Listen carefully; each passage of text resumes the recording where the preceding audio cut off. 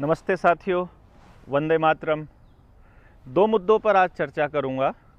एक जो लोन के मुद्दे पर संशय फैला हुआ है समाज के अंदर, उस विषय पर, और दूसरा डॉक्टर लक्ष्मण यादव की बर्खास्तगी पर या फिर उनके सिलेक्शन ना होने पर। ये दोनों ही मुद्दे आपके बच्चों से सीधे सीधे जुड़े हुए हैं, क्योंकि यदि पूरा देश लोन की गर्त में समा गया तो फिर आप अपनी अगली पीढ़ियों को दोगे क्या? और जब शिक्षा के क्षेत्र में इस तरह का प्रपंच कामयाब हो गया इन षड्यंत्रकारियों का, तो फिर आप अगली पीढ़ियों के लिए किस तरह के भारत का निर्माण करोगे? ये वाकई एक चिंता का विषय है। मेरे लिए चिंता का विषय इसलिए है लोन का मुद्दा, क्योंकि लोन के मुद्दे पर जब हमने समाज के सामने सारे तथ्य रखे, समाज के लोगों को उम्मीद जागी, तो हमें कुछ समस्याओं का सामना करना पड़ा। उसमें जो सबसे बड़ी समस्या थी वो ये थी कि पेपर से लड़ने के लिए तो पेपर हमारे पास है, जिसका जवाब बैंक ठीक ठाक नहीं दे रहे हैं, जिसमें हम अगर पुलिस में जाते हैं तो हमारे आवेदन का, हमारी एफआईआर का जवाब भी पुलिस नहीं दे रही है और हमारी एफआईआर भी नहीं काट रही है। वहाँ तो हम लोग मजबूत हो गए। लेकिन जब उनके गुंडे आ जाएंगे, जब सरफेसी एक्ट के तहत मान लीजिए डेप्यूटी कलेक्टर अगर आपका 13/4 का नोटिस निकाल करके आपकी कुड़की के आदेश दे देगा, तो उसको तो स्पेशल मजिस्ट्रेट की पावर दे दी गई है उसके अंदर, और वो आदेश दे दिया उसने कि तुमको तुम्हारी ज़मीन कुड़की तो कुड़की, तुम्हारा मकान कुड़की तो कुड़की। तो उस केस में आप क्या करोगे? कागज़ से तो कागज़ लड़ लेगा, लेकिन गुंडागर्दी से लड़ने के लिए तो आपको संगठन की आवश्यकता पड़ेगी ना। ये बात हम बहुत पहले से आपको करते आ रहे हैं। कोई भी साथी जब हमसे पहली बार जुड़ता है तो हमें इस बात का अंदाज़ा था, इसलिए हमने उनको ये कहा कि आप हमसे जुड़िए, आपका आवेदन हम लोग तैयार कर देंगे, इसकी कोई दिक्कत नहीं है। लेकिन उस आवेदन के बाद उनसे लड़ने के लिए आपके पास अपनी जनशक्ति तो होनी चाहिए। अब जनता सरकार मोर्चा के साथी जो अपना काम भी कर रहे हैं, इतना मुश्किल से समय निकालते हैं, और फिर वो आपकी कॉल आते ही वो आपके घर की तरफ भागते हैं, और उसके बाद अगर कोई व्यक्ति ये कहने लगे, किस तरह से आरोप लगाने लगे कि जनता सरकार मोर्चा के लोग तो पैसा लेते हैं। हम किसी से कोई पैसा नहीं लेते हैं भैया, ना ही किसी व्यक्ति के घर कोई पैसा आज तक गया है। हमने ये कहा कि समाज के कुछ लोग आपकी मदद कर रहे हैं, आप उनके अभियान को चलाने के लिए उनकी मदद कर दीजिए। जो शुरुआत में जो दस्तावेज आपको शुरू में देने हैं, उसके लिए कुछ अमाउंट असहयोग राशि के रूप में आप हमको दीजिए।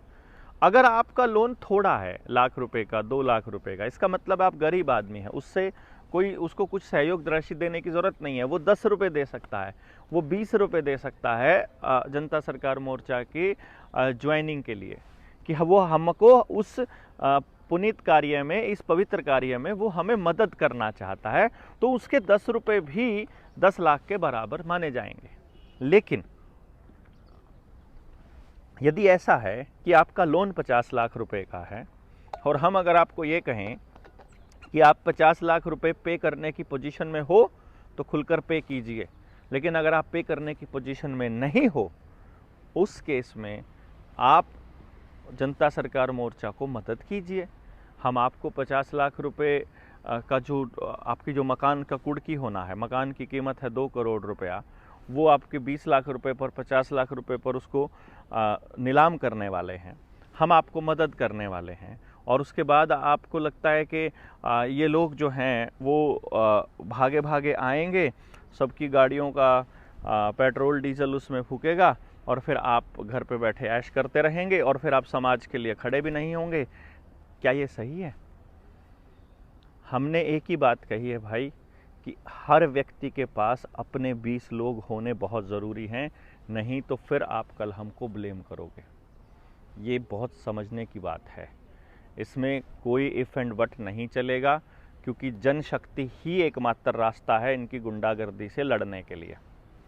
दूसरी बात, कोई भी जना पूरे देश के अंदर अपने आप ही आवेदन लगाए जा रहा है, तो भारत में बैठे हुए वो लोग जो अपना आवेदन लगाना चाहते हैं, वो ध्यान दीजिए, जब इस केस से जब हम सेकंड लेवल पर एंट्री करेंगे, जिसके बारे में पहले ही वर्मा जी ने हिंट दे दिया है, और उन्होंने 100% अधिकार जनता सरकार मोर्चा को दे रखे हैं। तो जनता सरकार मोर्चा के अलावा अगर कोई और आवेदन लगा रहा है तो वो फ्रॉड है, पहला नंबर ये। नंबर 2, जनता सरकार मोर्चा में भी सभी जगह से, चाहे महाराष्ट्र है, चाहे राजस्थान है, हिमाचल है, मध्य प्रदेश है, छत्तीसगढ़ है, तमिलनाडु है, उड़ीसा है, जहाँ से भी, या हरियाणा, दिल्ली, पंजाब तो है ही, कहीं से भी अगर कोई आवेदन लग रहा है और उस आवेदन की डिटेल्स, उसकी कॉपी, उसका एक रिकॉर्ड अगर हमारे वीर सिंह भाई के पास नहीं है तो ये समझ लीजिए आपका आवेदन नहीं लगा है और किसी गलत आदमी ने आपका आवेदन लगा दिया है। तो इसलिए जब हम सुप्रीम कोर्ट में जाएंगे, जब हम हाई कोर्ट में इन कानूनों को चैलेंज करने के लिए जाएंगे, चाहे सरफेसी एक्ट है, चाहे कॉइनेज एक्ट 2011 है, उस वक्त आपका नाम उस लिस्ट में नहीं आएगा। तो अगर किसी व्यक्ति ने जनता सरकार मोर्चा का नाम लेकर के, मेरी फ़ोटो दिखा करके, किसी से की हुई फ़ोन की रिकॉर्डिंग सुना करके आपको ये भ्रमित कर दिया कि हम इनके साथी हैं, तो वो उसकी गलती है और उसको मानने वाले की गलती है। मैं आपको इसलिए बता रहा हूँ कि कुछ लोगों ने ये आवेदन लगाने के लिए हमारी ट्रेनिंग करवाई, हमारे साथ फ़ोटो खींचे, हमारे साथ उनकी बातचीत हुई, हमने लोगों को कहा कि हाँ आप लगाइए, और उनको हमने कहा कि वीर सिंह के पास अपना रिकॉर्ड जमा कराइए, क्योंकि वहाँ हमारे पास मालूम होना चाहिए कि अभी इतने लोग हो गए हैं, इतने लोग घर से उठकर आते हैं, इतने लोग उठ कर के नहीं आते हैं जब हमें लड़ाई लड़नी है, इतने लोगों का ये सहयोग रहा है। अभी ये जो रैली हुई है इसमें सहयोग, मैक्सिमम सहयोग जो है वो इन लोगों का बहुत सहयोग रहा है जिनके आवेदन लगे हुए थे। किसी ने हमको 10,000 रुपया दान दिया, किसी ने 20,000 रुपया दान दिया। और एक और बात बता दें, जनता सरकार मोर्चा अगर इस आवेदन के लिए हम आपको कुछ सहायता राशि की बोलते हैं तो वो डोनेशन है जनता सरकार मोर्चा को, वो कोई फीस नहीं है किसी भी तरह की। ऐसा नहीं है कि आपका आवेदन लगाने के बदले में हम आपसे कोई पैसा लेते हैं, नहीं, हम आवेदन तो आपका वैसे भी लगा देते, लेकिन जो रिसोर्सेज का इस्तेमाल होना है उसमें अगर आप जनता सरकार मोर्चा की मदद नहीं करेंगे तो ये नैतिक रूप से नैतिक बल आपका कम होता है इसमें।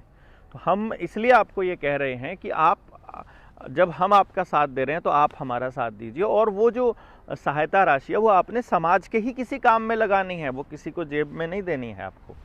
तो ये एक मुद्दा है जिसके अंदर आपको ये ध्यान देना होगा कि दूसरे राज्यों में कुछ जगह पे हमको मालूम पड़ा है कि लोगों ने वर्मा जी से फ़ोन पर बात की, उसकी रिकॉर्डिंग लोगों को सुना दी, मेरे से बात की, उसकी रिकॉर्डिंग सुना दी, और किसी से व्हाट्सएप पे चैटिंग किया या उसका फ़ोटो उसके साथ खिंचवाया और कह दिया कि हम इनके साथ में हैं और आप देख लीजिएगा, और हम भी जनता सरकार मोर्चा हैं क्योंकि हमने ट्रेनिंग ली हुई है। ट्रेनिंग लिए हुए के साथ साथ वहाँ पर यह बताया जाता है कि जो भी व्यक्ति समाज के हित में कर रहा है, कोई अपने लिए अगर सुख सुविधाएं जुटाने में लगा है, वो जनता सरकार मोर्चा के उसके पाप में भागी नहीं बनेगा। तो ये आपको समझना होगा कि वो लोग जो ऐसा कहते हैं वो गलत कर रहे हैं और उनको अपनी इस हरकत से बाज आना चाहिए। और आप जिन लोगों ने भी आवेदन लगवाया है उन लोगों से अपना पैसा मांगिए अगर उनको पैसा आपने दिया हुआ है। आपकी लिस्टिंग वहाँ जब वीर सिंह के पास होगी, जैसे ही एक पर्टिकुलर स्टेट से एक नंबर है, उतने नंबरों का आवेदन लग चुका होगा जो लड़ने वाले लोग हैं, और वो केस वहाँ की हाई कोर्ट में पेश कर दिया जाएगा और उन्हीं लोगों को बेनिफिशियरी के रूप में वहाँ पर डाला जाएगा। ऐसा नहीं हो सकता कि लड़ाई जो लड़ रहे हैं, लड़ाई कोई और लड़े और उसका लाभ कोई और ले जाए। लड़ने वाले लोगों को ही सबसे पहले उसका लाभ मिलना चाहिए, मेरा ऐसा मानना है। तो चाहे फिर वैक्सीनेशन के दौर की बात कीजिए, मास्क वाले दौर में बात कीजिए, जिसने भी सच्चाई बोली है उसी को उसका लाभ हुआ है, ये तो आप लोगों को मालूम ही है और ये होना भी चाहिए, ये कुदरत का नियम भी है। दूसरी बात, मैं अच्छा हाँ, इस सिलसिले में हम आपको जो लिस्ट है कि किस ज़िले के साथी को किससे संपर्क करना है, कौन से ज़िले में कौन सा साथी ये आवेदन तैयार करने का काम कर रहा है, उनका नाम और उनका फ़ोन नंबर बहुत जल्दी हम लोग जारी करेंगे। दूसरे स्टेट्स के लिए भी आपको उन्हीं से संपर्क करना है और वो आपका आवेदन जिसको भेजना होगा अपने आप बनाने के लिए भेजेंगे और वो आपसे संपर्क में रहेंगे। तो ध्यान दीजिएगा इस बात को, अगर इसके अलावा कोई और साथी आपसे कोई कुछ कह रहा है तो। दूसरी बात, अगर आप घर से निकल करके समाज में जाकर लोगों को नहीं जगाएंगे तो आपके तो मान लो किसी व्यक्ति के 2-2 3-3 बार ताले तोड़ दिए गए हैं और वो कहता है कि जनता सरकार मोर्चा को मैंने इतना पैसा दिया है, तो वो तो ये सोचेगा कि हम ठेकेदार हो गए हैं। इसको समझिएगा, यहाँ ऐसा करने वाला आदमी इसका मतलब खुद कमज़ोर है या फिर वो सिर्फ बदनाम करने के लिए काम कर रहा है, और उसके साथ कुछ लोग उसको बरगलाने वाले भी हो सकते हैं। इस बात का भी ध्यान दीजिएगा, उसको कोई अगर बरगला रहा है वहाँ पर भी आप फॉल्ट में होंगे। और फिर जैसा कि हम पहले बता चुके हैं, अगर आप ताला तोड़ते हैं तो आपके ऊपर जो धाराएं लगती हैं उसमें आप दिन के दिन आप उसमें रिहा हो जा रहे हैं, और यहाँ पर बैंक वाले ही फ्रॉड कर रहे हैं, तो इसलिए बैंक ही फॉल्ट में है।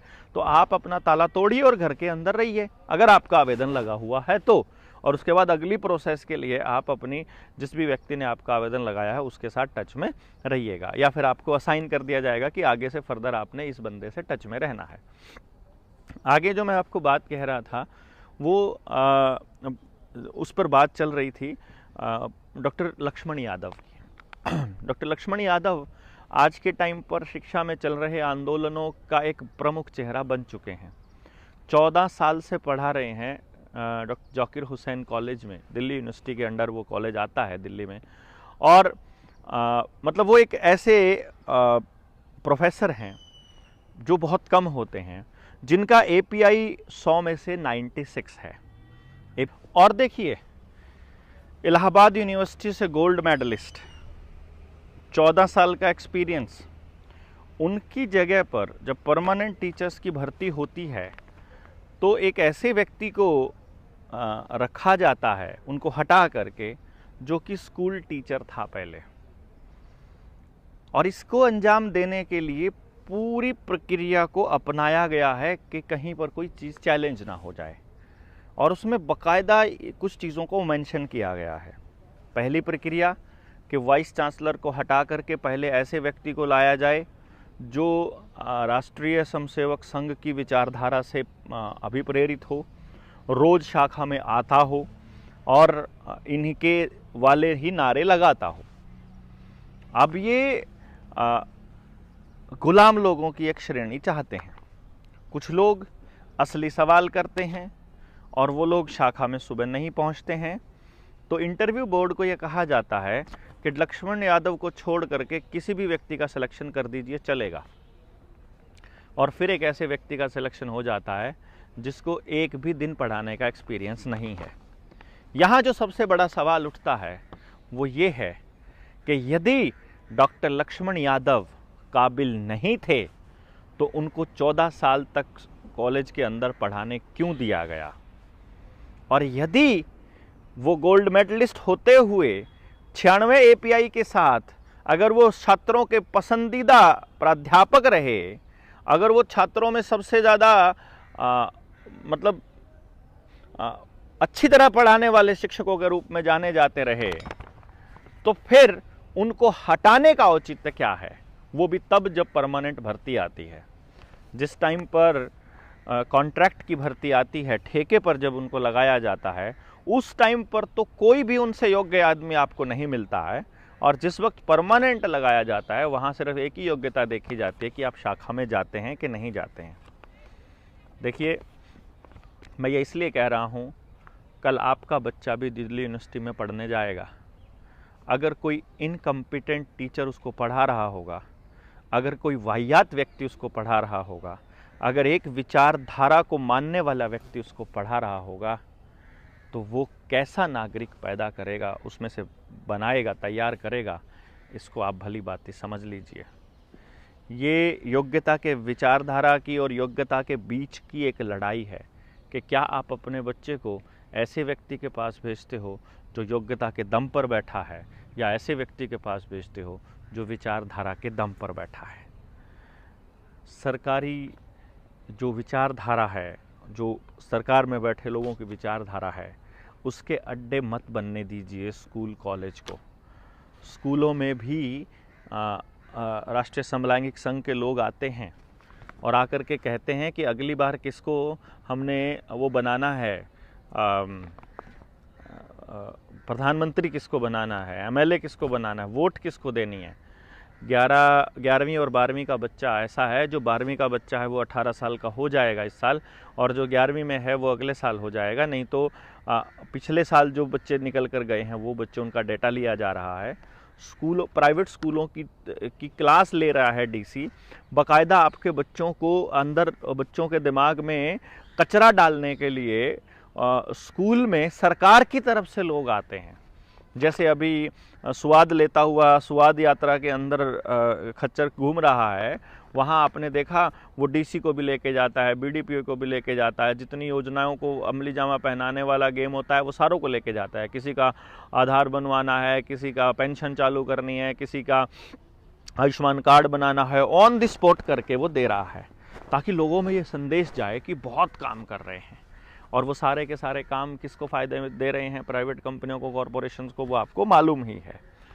मैं सिर्फ एक बात कह रहा हूँ कि भैया, एक पढ़ा लिखा व्यक्ति अगर समाज में एजुकेशन की लड़ाई लड़ रहा है आपके बच्चों के लिए, तो आपका और हमारा फ़र्ज बनता है कि हम बिल्कुल डट कर उसका साथ दें।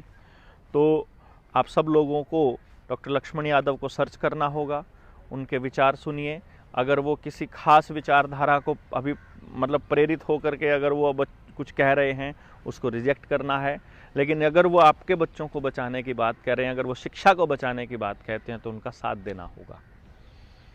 बहुत जल्दी हम आपके सामने एक लिस्ट लेकर आएंगे, जो जनता सरकार मोर्चा के साथी आवेदन बनाने वाले हैं, उन लोगों की लिस्ट से आपको थोड़ा मालूम पर ईजी हो जाएगा आपका पहुंचना, आप लोगों तक जाना। और ये हम बहुत पहले से आपको कहते आए हैं कि भैया, लड़ाई लंबी है। सुप्रीम कोर्ट में जब आप खड़े होंगे, हाई कोर्ट में जब आप खड़े होंगे, सारी हाई कोर्ट्स में जब आप खड़े होंगे, तो आपको कितने धन की आवश्यकता पड़ने वाली है, आपको अंदाज़ा भी नहीं है। जब हमने एक बार किसानों के मसले पर सुप्रीम कोर्ट में खड़े हुए थे, इसी आवेदन वाले मसले पर, तो एक वकील ने, राम जेठमलानी की बात कर रहा हूँ मैं, एक हियरिंग का 25 लाख रुपया मांगा था। आप सोचिए कि ऐसे देश में जहाँ न्याय बिकता हो, वहाँ आप खाली हाथ अगर कोर्ट में चले जाएंगे तो आपके हाथ क्या लगने वाला है। और ये लड़ाई वो लड़ाई है जो कभी नेताजी सुभाष चंद्र बोस ने लड़ी थी। हिटलर ने जो इनके पैर उखाड़ दिए थे, और इसीलिए उसको, हिटलर को तानाशाह साबित कर दिया गया कि आज जर्मनी में कोई हिटलर का नाम लेकर राजी नहीं है। और नेताजी सुभाष चंद्र बोस को भूल जाएं लोग, इस करके उनको अंतर्राष्ट्रीय युद्ध अपराधी घोषित कर दिया। हमको इस लड़ाई को सीरियसली लेना है। इस लड़ाई को सिर्फ कुछ एंगल्स तक सीमित ना रखा जाए। ये मानवता को बचाने की लड़ाई है, और इस लड़ाई में आप जितना ओपन माइंड हो करके लड़ेंगे, जितना खुल करके आप जनता सरकार मोर्चा को सपोर्ट करेंगे, उतना ही आपके बच्चों का जीवन, उनका भविष्य में सुरक्षित रह सकता है। अन्यथा ये लोग आर्टिफिशियल इंटेलिजेंस लेकर आ ही रहे हैं। आपके सारे चालान सीसीटीवी कैमरा से ही कटने शुरू होने वाले ही हैं। और अभी तो दिल्ली और गुड़गांव वाले रोड पर तो वो कह रहे हैं कि ड्रोन ही काटा करेगा आपका चालान। तो भाई, थोड़ा सा इस पे विचार कीजिए और जनता सरकार मोर्चा को सपोर्ट कीजिए, अपने आसपास के लोगों को मजबूत कीजिए, समझाते जाइए। एक दिन आएगा जब वो सब समझ चुके होंगे, और जागे हुए लोगों को रोकना इतना आसान नहीं होता है। जय हिंद, जय भारत, नमस्ते जी।